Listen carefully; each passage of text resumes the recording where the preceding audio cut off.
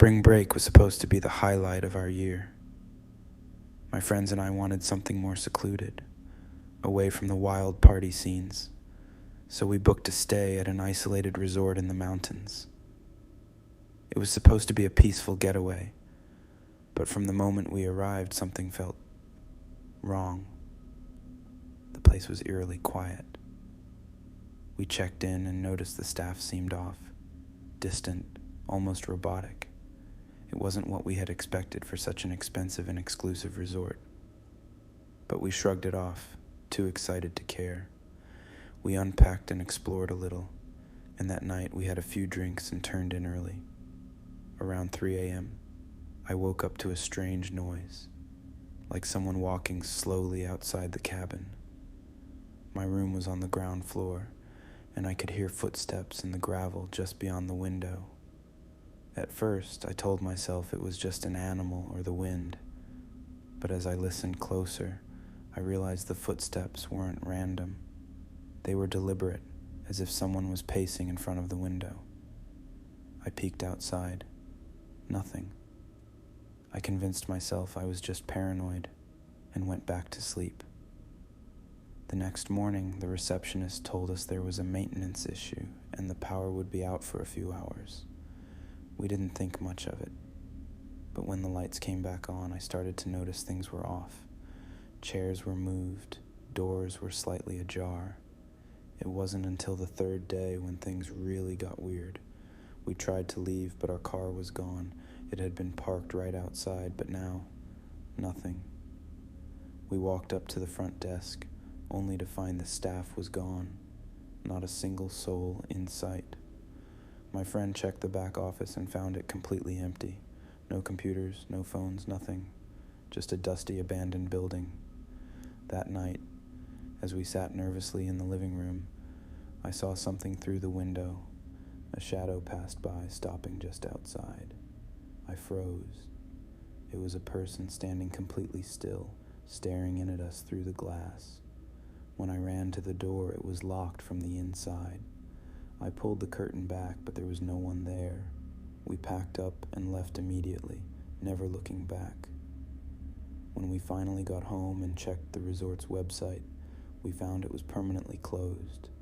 There was no record of our reservation, no sign of the staff we met, and the whole place seemed to have disappeared into the mountainside.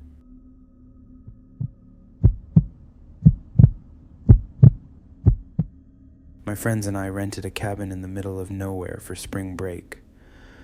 We wanted to get away from the usual crowds and thought the remote location would be perfect.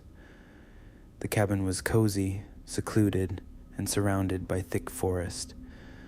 Everything was great for the first few days, just us, some drinks, and a little music. But one night everything changed. It was about midnight when we heard a knock at the door. It was odd because we hadn't invited anyone, and there wasn't supposed to be anyone else around for miles. I opened the door, and standing there was a man. He looked disheveled, his clothes were torn, and his eyes were wide with fear. He asked if he could come inside to use our phone. He said his car broke down on a nearby road, and he had no signal. He looked harmless enough, so I hesitated for a moment, but eventually let him in. He made no attempt to explain who he was, where he came from, or what exactly happened to his car. The man just walked inside and sat on the couch without saying another word. His demeanor was unsettling, calm, almost too calm for someone who claimed to be stranded in the woods. He didn't even try to use the phone right away. Instead, he just sat there, staring at us like he was waiting for something. I felt uncomfortable, but didn't want to seem rude. We offered him a drink, which he declined.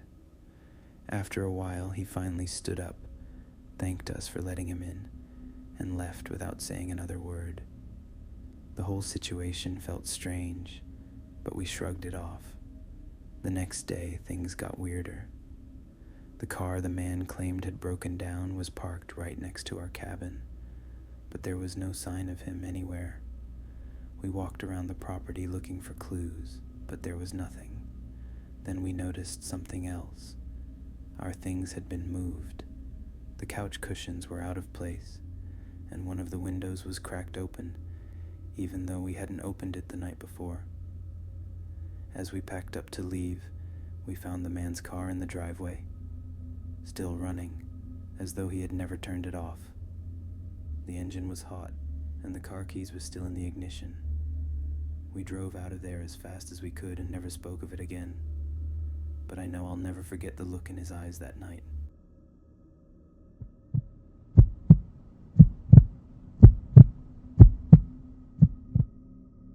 We went to the beach for spring break. My friends and I found this perfect spot away from the tourist traps, a small, secluded stretch of sand hidden behind some rocky cliffs. It was beautiful, peaceful, just us and the sound of the waves. We had been there for a couple of days, and everything was going great until the fourth night. It started when we decided to go for a late-night walk along the shoreline. The moon was full, casting an eerie glow over the water. We were joking around, enjoying the moment, when one of my friends stopped. She pointed to something out on the water, a figure standing in the surf. At first, I thought it was just someone swimming, or maybe a fisherman, but then I realized that the figure wasn't moving at all. It was standing completely still in the water, its form barely visible in the darkness.